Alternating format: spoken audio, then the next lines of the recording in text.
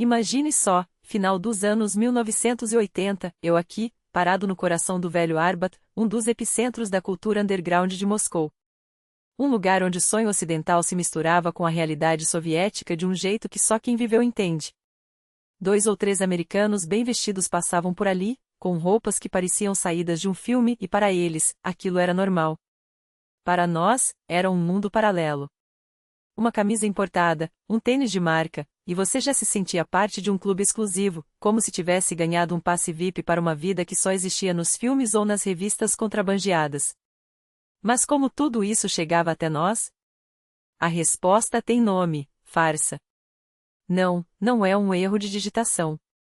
Fartzovchik, Fartzovka, um fenômeno tão soviético quanto a fila por pão, mas com muito mais estilo. Era um sistema paralelo, uma economia subterrânea que floresceu justamente porque o Estado falhou. Imagina só, você cresce num país onde dicionário de moda se resume a cinza e bege, onde um par de jeans leves é mais raro que um ingresso para o espaço. Enquanto isso, os filhos de diplomatas desfilavam com tênis Nike como se fosse nada, porque seus pais traziam tudo de fora. E o resto? O resto tinha que se virar. E se virar, na União Soviética, significava recorrer aos Fartzovchiks. Esses caras eram os intermediários do impossível. Compravam ou trocavam roupas, discos, óculos escuros e até perfumes de estrangeiros que desembarcavam em Moscou, Leningrado ou nos portos onde atracavam navios internacionais. Mas não era só sobre roupas. Era sobre algo muito mais valioso: dinheiro. Aqui começa a mágica. Oficialmente, $1 valia 60 kopecks. No mercado negro, de 6 a 12 rublos. Os Fartzovchiks compravam dos turistas a 3 rublos e revendiam a 8. Um negócio que, se fosse legal, seria chamado de genialidade capitalista. Os pontos de encontro? Hotéis icônicos como o Metropol, o Intourist, ou até a própria Rua Arbat, onde barracas vendiam de tudo, desde lembrancinhas folclóricas, matrioscas que, ironicamente, 30 anos depois se tornariam meu símbolo, até relógios militares e chapéus de pele. Mas o que realmente importava não estava à vista.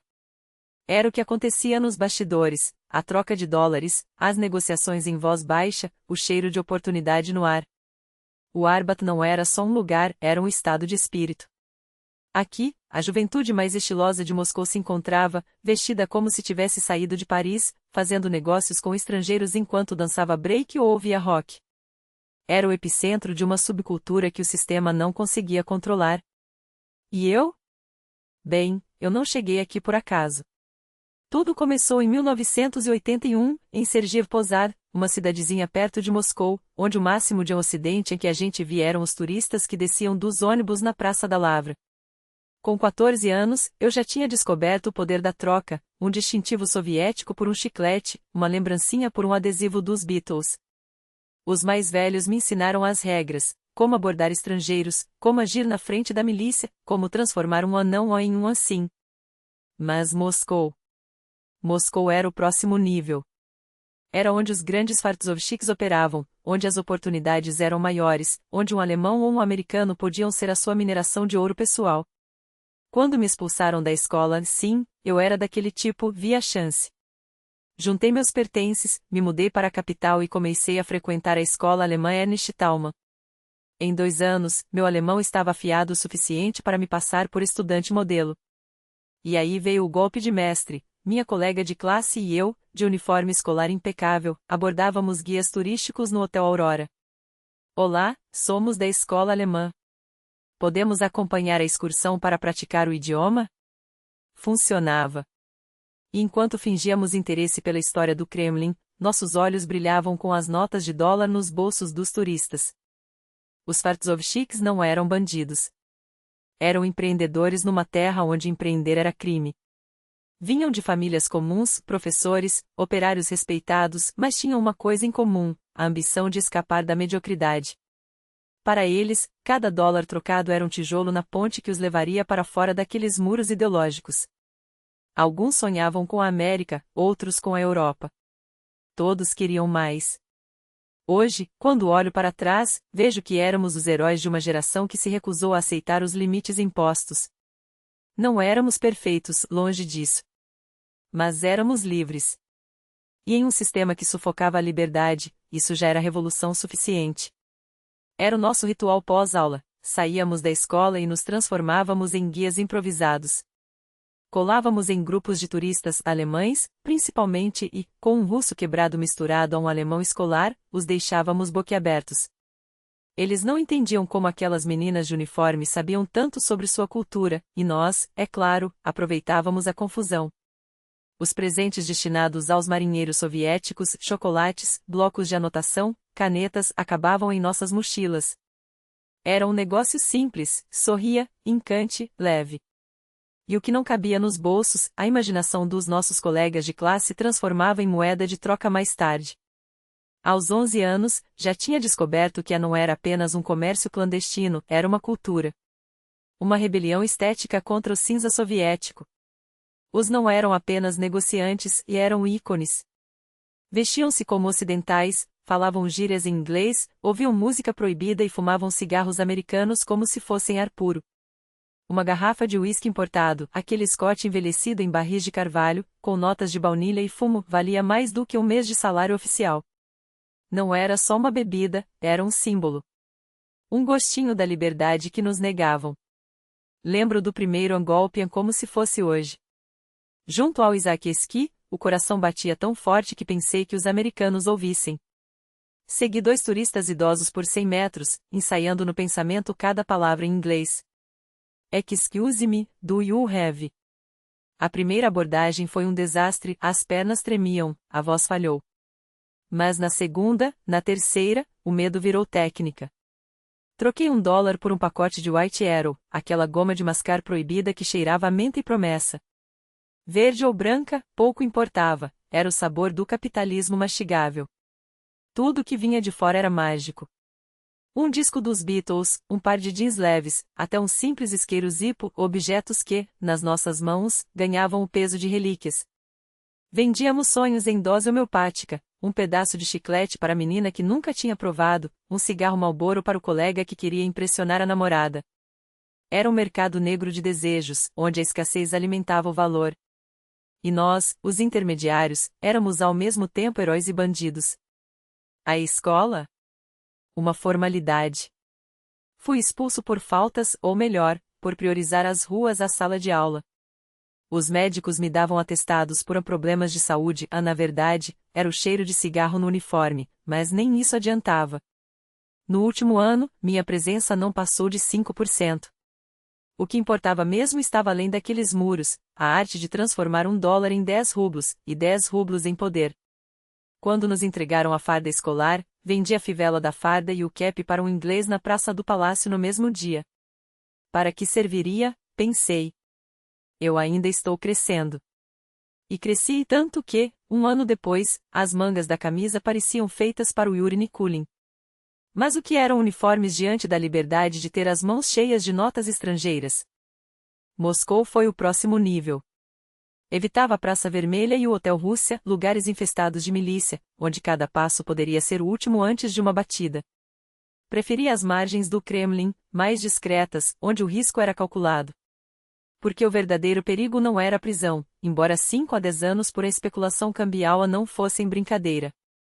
O que doía era perder a mercadoria, cada dólar, cada marco, cada coroa que você conquistara com suor e audácia. A economia da era genial em sua simplicidade. O dólar oficial valia 60 copeques, no mercado negro, 10 rublos. Nós, comprávamos dos turistas por 5 rublos e revendíamos para os empresários da sombra por 8. A margem? Absurda. Os estrangeiros ganhavam mais do que nas casas de câmbio oficiais, e nós ganhávamos o direito de existir fora do sistema. Havia um código: nunca carregar dinheiro consigo. Minha cadela, uma setter irlandesa de pelagem fogosa, era minha caixa forte sobre 4 patas. No colar, um bolso costurado onde guardava notas, dólares, marcos, coroas. Quando a milícia aparecia, ela corria como vento, confundindo os policiais. De quem é essa cachorra? Ninguém sabia. Até o dia em que, perseguindo patos na neva, ela pulou no rio e foi arrastada pela correnteza. 2 botes de marinheiros mergulharam atrás dela, resgatando-a molhada e ofegante. Só então descobriram o tesouro no pescoço do animal. Dei a eles um maço de Lucky Strike e uma nota de 50 marcos como agradecimento. Afinal, até os heróis precisam de sua recompensa. Mas a melhor história é a que não contei ainda. Porque a não era só sobre dinheiro. Era sobre olharmos nos olhos daqueles que nos diziam ou não e respondermos, sim, nós podemos. E, no fim, era isso que o regime mais temia, não os dólares em nossos bolsos, mas a ideia de que éramos donos do nosso destino. E essa história não é nenhum filme de segunda categoria, não é mais uma fábula sobre um cachorro molhado debaixo da ponte. Era a vida real, com 2 embarcações roubadas dos cadetes da escola naval na Kimmel, aqueles que sabem amarrar lenços entre os dentes e remar até o inferno se preciso. Pegávamos os remos, empurrávamos os barcos água abaixo e partíamos. Era assim que as coisas funcionavam. Era o tempo das possibilidades, quando o impossível se tornava rotina antes mesmo que você terminasse de contar a história. Hoje, se você tentasse organizar 2 embarcações para descer o rio à noite, nem o cinema ousaria filmar, diriam que é exagero, que ninguém acreditaria. Mas nós fazíamos. E ganhávamos entre 50 e 100 rublos por dia, o equivalente ao salário mensal de um engenheiro qualificado.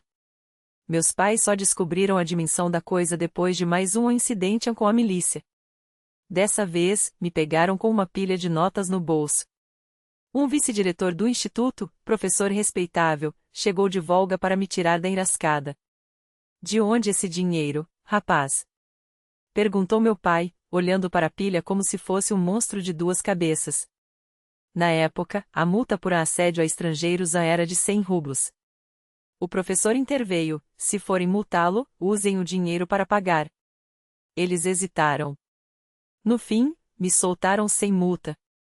Mas meu pai, com aquele senso de justiça sovieticamente perverso, doou meus 100 rublos para o Fundo da Paz. Aquele comprovante de depósito ficou anos debaixo do vidro da mesa da sala, como um troféu irônico da minha filantropia forçada. Então, não venha me falar de caridade, eu sei como ela cheira a cinismo burocrático. Me deu algo que nenhuma escola poderia, a habilidade de falar com o mundo. Eu brincava com os idiomas como um malandro com um baralho marcado. Italianos? Meus favoritos. Eles não examinavam os relógios como ingleses ou americanos, que desmontavam o mecanismo 5 vezes antes de comprar. Não, os italianos se derretiam com um bambino aqui, um gesto teatral ali. Mamma mia, que beleza! E já estavam assinando o cheque. Uma vez, levamos um grupo para trás de um prédio. Um tio fingia chorar, meu avô morreu, preciso vender este relógio raqueta por 10 rublos. Eu, ao lado, cochichava, tem 10 pessoas querendo comprar por 20. Vou te dar 10 agora, mas rápido. O italiano, com lágrimas nos olhos, dele, não minhas, abraçava a caixa como se fosse a Arca da Aliança. E eu? Ficava com a diferença em dólares, escondida onde o KGB não olharia. Afinal, com menos de 18 anos, ninguém me mandaria para a Sibéria por a especulação cambial. Era o paraíso dos audazes. Franceses? Os franceses. Eles nunca compravam nada, mas que prazer conversar com eles. Eu chegava com meu papelzinho, putain, em France, c'est 200 francs, mais por vos, mon ami? 150. Eles olhavam o relógio, a chapka de pele, a boneca matriosca, e respondiam com um encolher de ombros que valia mais que 1000 palavras. C'est la vie, diziam, como se toda a filosofia francesa se resumisse àqueles 3 segundos de desdém elegante. Mas era nesse teatro que a magia acontecia, o jogo, o blefe, a dança de quem sabe que está trapaceando, mas faz isso com estilo. Ingleses e americanos eram outra história. Eles queriam provas, garantias, notas fiscais de um sistema que não emitia notas fiscais.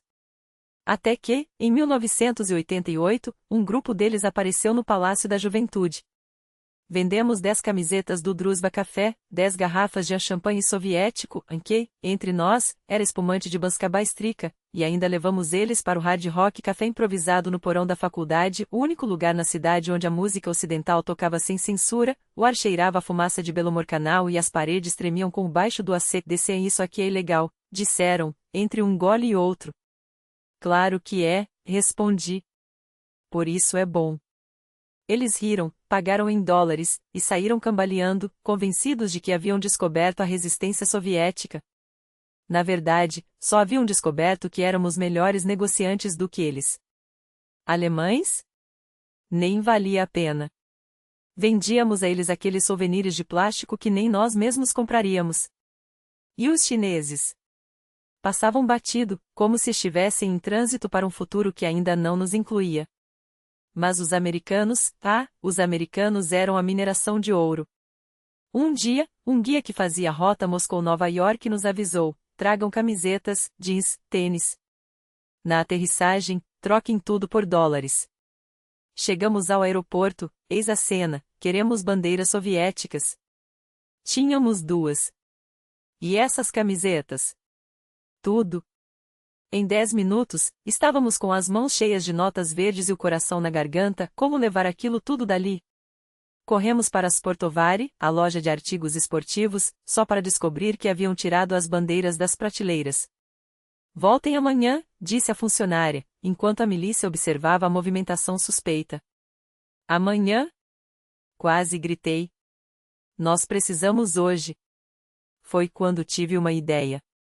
Somente para um acampamento pioneiro, menti para o diretor, com meu melhor sorriso de menino aplicado. Ah, que bom! Não como aqueles que vêm aqui atrás de tênis Adidas para revender. Ele não só nos deu as bandeiras como ainda elogiou nossa iniciativa patriótica. Saímos de lá com o tesouro, trocamos tudo pelos jeans e camisetas, e, antes do pôr do sol, já estávamos contando os dólares em um beco escuro, entre risadas de alívio e adrenalina de quem havia burlando o sistema mais uma vez. Porque era isso, cada nota, cada troca, cada sorriso cínico era um dedo no olho do império. Eles queriam nos convencer de que éramos pequenos, que o mundo além da cortina de ferro era uma fantasia. Mas nós sabíamos a verdade, o mundo já estava em nossas mãos, dobrado dentro dos bolsos, sussurrado em línguas que eles não podiam proibir. E se hoje alguém me pergunta como sobrevivi àqueles anos, respondo: não sobrevivi. Eu venci. Não com tanques ou discursos, mas com um par de jeans azul, um relógio raqueta e a certeza de que, enquanto houvesse um estrangeiro disposto a pagar, o sistema jamais nos teria de joelhos. E havia o Usha, o Zakharov, esse era um caso à parte.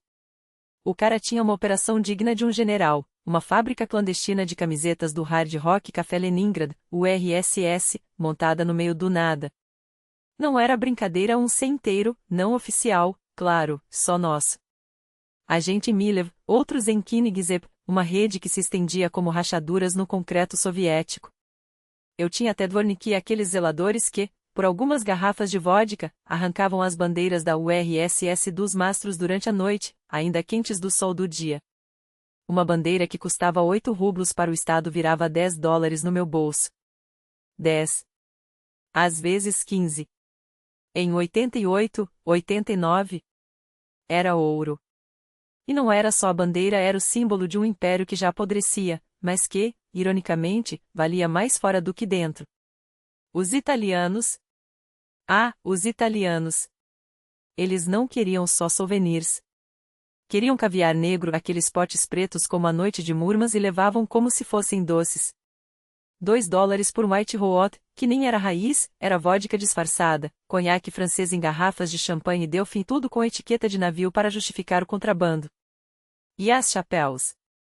Em Kinigzep, a fábrica de Krovicha fazia aquelas gorras de feltro que os estrangeiros pagavam 20 dólares sem pestanejar.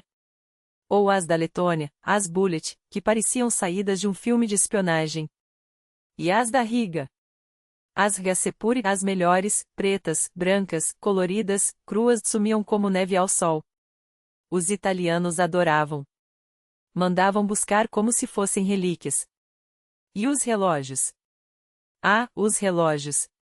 Não eram só objetos, eram passaportes para outro mundo. Os raqueta, aqueles com mostrador invertido, os de comandante, com tanque, submarino ou paraquedas no lugar do 12. Os italianos perdiam a cabeça. Oh, Roger! Gritavam como se tivessem encontrado o Santo Graal, só porque viam-a em cirílico. Os pacotes grande numeri? Vendiam-se sozinhos. E as camisetas com símbolos soviéticos? Aqueles não conformistas que usavam a foice e o martelo como logotipo de rebeldia? Sumiam antes mesmo de chegarem às mãos. Mas o verdadeiro ouro? Era o que eles não podiam comprar em lugar nenhum. uma caixinha de fósforos Fedosquino de 1959, com o retrato de Lenin pintado à mão? Não vou nem dizer por quanto vendi. Basta saber que um colecionador comum pagaria mais do que um operário soviético ganhava em um mês. Cocardas do exército, aqueles distintivos com a estrela vermelha brilhante, eram disputados como troféus. Matrioscas? Vendidas como arte. E os Komandirsky e Chai? Os americanos e italianos piravam. Não eram só relógios, eram pedaços da Guerra Fria que eles podiam levar para casa como Soyuz of War. E então veio a perestroika. E com ela, a inundação. De repente, o soviete tinha rachaduras por todo lado. Vídeos ocidentais inundavam os vídeos Alone. Você pagava R$ 1 para ver o Schwarzenegger atirando em tudo que se mexia, e saía de lá sabendo que, do outro lado da cortina, os jovens usavam tênis que não desmanchavam na primeira chuva. Que tinham jeans que não eram de papelão. Que ouviam música que não era censurada. E nós? Nós tínhamos os Adidas fabricados aqui, aqueles que desbotavam em 2 semanas e a fome por algo real. Algo de lá. Os portos fervilhavam. De Riga a Vladivostok, de Kiev a Tashkent, a Fartsova era a única economia que fazia sentido. Porque enquanto o Estado mentia sobre a abundância, nós vendíamos a escassez. E os estrangeiros? Eles queriam ver o monstro antes que ele morresse. Italianos, americanos, alemães, finlandeses, todos desfilando por Leningrado como se fosse um safari político. Mostre-nos o comunismo antes que acabe. Pareciam dizer. E nós mostrávamos. Não o comunismo. Mostrávamos nós. O que eles mais queriam? 3 coisas sagradas, os leves 501, aqueles que pareciam costurados com fios de ouro, as Nike Air, mesmo que fossem réplicas tão ruins que descolavam na primeira corrida, e os boots que chamávamos de Ligier, aqueles de borracha vulcanizada, que os americanos usavam para pescar, mas que aqui viravam símbolo de status. Eu tinha um par verde. Uma vez, um engenheiro soviético, aquele tipo com cachecol de lã e chapéu de pele de cheburasca, me olhou como se eu fosse um alienígena. De onde você tirou isso? Perguntou, com a voz embargada pela inveja pura. Era isso. Era poder. E a música? Ah, a música! Era como água no deserto. Um Walkman Sony era um milagre. Um cassete do Pink Floyd valia mais que um salário. Você andava pelo metrô e, se tirasse o fone do ouvido por um segundo, era capaz de levar um soco no rosto só pelo crime de deixar escapar uma nota de Another Brick in the Wall. As pessoas matavam por isso. Literalmente. Os Adidas mais novos? Aqueles com as 3 listras que não saíam na primeira lavagem? Ouro. As mochilas G-Sport, aquelas com o logo da montanha, eram o distintivo dos que chegaram lá. Eu tinha uma Columbia, quase igual à do alpinista americano que vi numa revista. E as camisas militare? Aqueles americanos não faziam ideia de que, para nós, um uniforme do exército deles era alta costura. Uma camisa de combate com patches do US Army? Era como usar um terno Armani em Milão. E assim íamos. Enquanto o império gemia, nós dançávamos sobre suas rachaduras. Porque a Fartsova não era só negócio. Era guerra. E, pela primeira vez, estávamos ganhando. E então veio aquela jaqueta dos Minnesota Vikings, e meu Deus, quando eu vi, pensei, isso aqui é o auge. Não existe nada mais foda do que isso.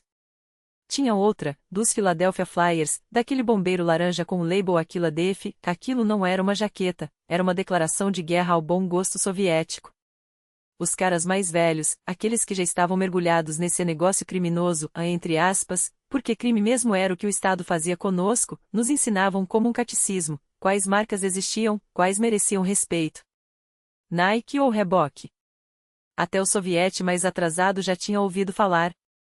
Mas Bein, Ed Bauer, Lands' End, Columbia Space Pro? Isso era conhecimento restrito.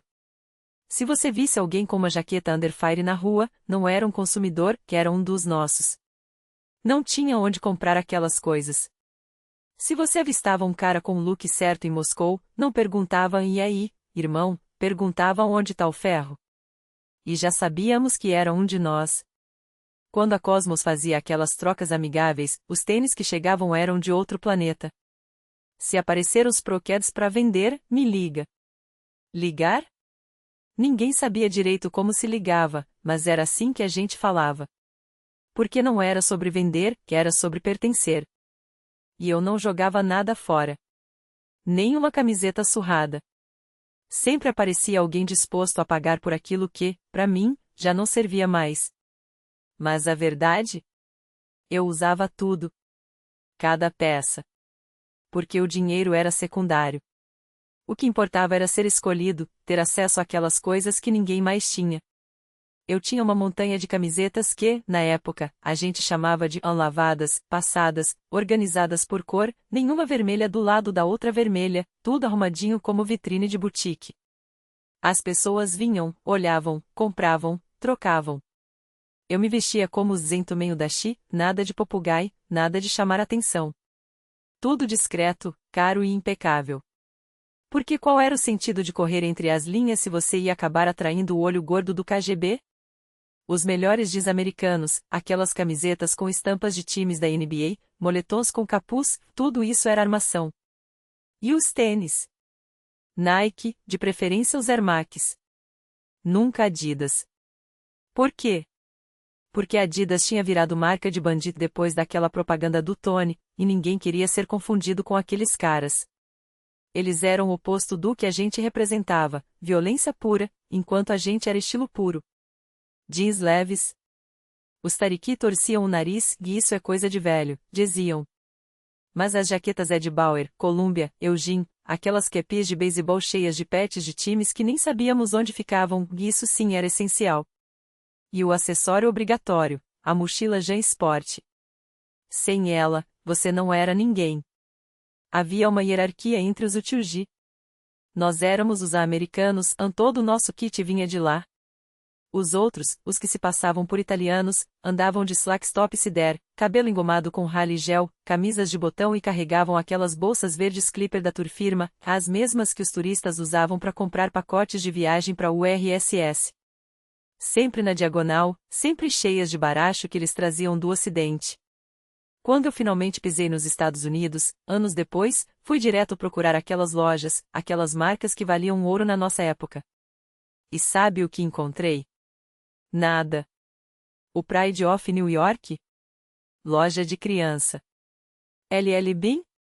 Um depósito no meio do nada, no Maine. Foi um soco no estômago. Lembro que, em 86, num daqueles voos, um cara jogou fora umas calças polo e umas cuecas Anis, que eu peguei tudo, lavei, passei e saí por aí como um estrangeiro em ascensão, com meus jeans leves, sim, eu usava, porra, e a aura de quem tinha acesso. Porque a Fartsova não era só sobre grana. Era sobre poder. E havia música. Junto com as notas de dólar e as jaquetas, vinham fitas cassete, vinis, coisas que o soviet não tinha nem em sonho. Uma fita da Amanda Lear? Era ouro. Você gravava um lado com ela, o outro com Duran Duran, e aquilo rodava de mão em mão como um segredo de Estado. Era como se alienígenas tivessem pousado, deixado aqueles artefatos e ido embora, e a gente, como primatas evoluídos, adorava a cada migalha. Revistas Bravo, Playboy, Caras, nada disso existia por aqui. Burda Modern? Só anos 90. Tudo que a gente tinha de cultura ocidental passava por nós, Fartsovchiks. Éramos os curadores de um mundo paralelo. Claro, tinha os exageros. Caras que usavam tudo importado, dos meias aos boxers, que eu não cheguei a esse ponto, mas conhecia quem chegava. Não era uma subcultura underground como os roqueiros ou os hippies. Éramos limpos, bem vestidos e cheios de grana. Não éramos ídolos, mas todo mundo queria estar perto da gente, porque através da gente você conseguia tudo, as melhores roupas, a música mais nova, os óculos Ray-Ban Aviator, que, para um soviete, eram tão inalcançáveis quanto um passeio na lua. A Fartsova era uma voragem que sugava o ocidente e cuspia no leste só o que prestava. E os tariqui nos ensinavam, vocês têm que ser como americanos. Mas não podem agir como americanos. Andar com câmera pendurada no pescoço? Só se fosse para fingir. Um dia, um cara estava comendo sementes de girassol, tira isso da boca, Pidor. Americano não come semente na rua. E ele jogou fora na hora. Porque não era só sobre as roupas. Era sobre atitude. Para mim, a grana era secundária. O que valia era tocar aquele outro mundo. A rua, a música, a sensação de estar um passo à frente. Eu tinha tudo o que havia de melhor em termos de som, nova onda, synthpop, o que chegasse. Não me importava com dólar. Se via uma fita que não tinha, ficava com ela. Se os Yankees deixavam alguma coisa para trás, eu pegava. Porque não era sobre acumular. Era sobre viver dentro daquele sonho, mesmo que, tecnicamente, a gente ainda estivesse do lado de cada cortina de ferro. E os americanos? Eles nem faziam ideia do que estávamos fazendo com as migalhas que deixavam para trás. E não era só a música. Era a imagem, o estilo, a atitude que a gente roubava do mundo e fazia nossa. Lembro de uma camiseta branca, não qualquer uma, mas aquela camiseta. Em 85, 86, você andava por Atenas e via os caras usando, ou em Berlim, onde nem precisava ser de Berlim para ser em Berlim. Era só vestir e pronto, você já era parte de alguma coisa maior. Aqui, no nosso lado do muro, a camiseta branca era o passaporte. Você colocava, calçava uns Adidas altos com as 3 listras azuis, iguais aos do CCCP que apareciam nos clipes da MTV que a gente captava quando o sinal vinha fraco da Finlândia, botavam-se de no peito e saía pela Vesile Posilolo como se fosse dono do pedaço. Porque, no fundo, era. O mundo pertencia a quem ousava pegar. E a música? Ah, a música era fácil. Moscou já tinha suas Tuzovki, os seus Bravo e os seus Rovesnik, mas a gente sabia que o verdadeiro som vinha de fora. As fitas chegavam pelas mãos de guias finlandeses que trocavam umas garrafas de Stolichnaya por revistas Smash Hits ou LPS do New Order. Eu me lembro de ter dado 5 litros de vodka, não me pergunte como arranjei, por uma camiseta do Enes e umas blouses finlandesas com aqueles colarinhos pontudos. Os caras deviam achar que éramos loucos. Mas a gente sabia, aquelas roupas, aqueles sons, eram moeda de troca na economia paralela do estilo. E então veio o Super Channel. De repente, todo mundo tinha acesso a clipes do Bellevable, dos Bros, do Mouse, e a gente se olhava no espelho tentando imitar os movimentos, as caretas, a atitude. Um dia a gente vai ser assim, a gente pensava. E não era só fantasia. Você gravava uma fita, ia para a melodia, pagava um técnico para masterizar, ou não, se o cara fosse amigo, e pronto, você tinha um álbum. Não importava se ninguém ia ouvir. O que importava era que você tinha feito. Era real. Era seu. Mas havia outro jogo em paralelo, um jogo mais perigoso. Dinheiro. Não qualquer dinheiro, marcos, dólares, liras. A Finlândia era a nossa mina de ouro. Você pegava um ônibus até a fronteira, sentava ao lado de um motorista que conhecia você desde criança, e em troca de umas garrafas de Stolichnaya ou de um pacote de Chorprotpaché, sim, eles adoravam aquele patê de arenque, eles te passavam notas como se fossem figurinhas. Aqui, 1000 marcos. Troca pra mim em rublos, mas rápido. E você ia, com o coração na garganta, porque se a milícia te pegasse com aquela quantia, você não só perderia tudo como ainda ganharia uma visita ao porão da Lubianka para explicar de onde tinha tirado tanto dinheiro estrangeiro. Uma vez, um cara, vamos chamá-lo de Valerá, chegou com 68.000 marcos. 68.000. Na época, isso era o equivalente a uns 200.000 rublos. Uma fortuna. Ele chegou de Mercedes finlandês, com placas de Helsinki, e parou na frente do Hotel Moskiva como se fosse o dono do lugar. Preciso trocar. Vocês conseguem? A gente olhava um pro outro. Não era só sobre trocar. Era sobre como trocar. Se você aparecesse com uma mala cheia de marcos em qualquer canto de Moscou, em 5 minutos teria metade da KGB te seguindo. Então a gente inventou um plano. 2 de nós iriam até a Birsha, aquele mercado negro que funcionava como um hub de adrenalina pura, onde cada transação era uma roleta russa. Você chegava lá com o dinheiro escondido na cueca, porque se te revistassem, estava ferrado. Lembro do som das notas. SHHHH. Como folhas secas no asfalto. Valerá nos passou os maços, a gente contava rápido, sem olhar nos olhos de ninguém. 10.000 aqui. Mais 20 ali. As mãos suavam. Qualquer movimento brusco, qualquer olhadela demorada, e alguém ia notar. Mas a gente era bom nisso. Porque, no fundo, a gente já estava acostumado a viver no limite. Trocar fitas proibidas, vestir roupas que não deveriam existir por aqui, ouvir músicas que o Estado chamava de andecadentes, tudo isso já era um crime. Então, que diferença fazia mais um? No final, Valerá foi embora com os rublos, a gente ficou com uma comissão que daria para comprar um apartamento em qualquer lugar de Moscou, se a gente quisesse chamar atenção, e a sensação de que, mais uma vez, a gente tinha burlando o sistema. Porque era isso que a gente fazia. Vivíamos nas frestas, nos espaços que o Império não conseguia preencher. E, enquanto eles estavam ocupados construindo muros, a gente estava ocupados derrubando eles, com um CDX, um marco, uma fita cassete de cada vez.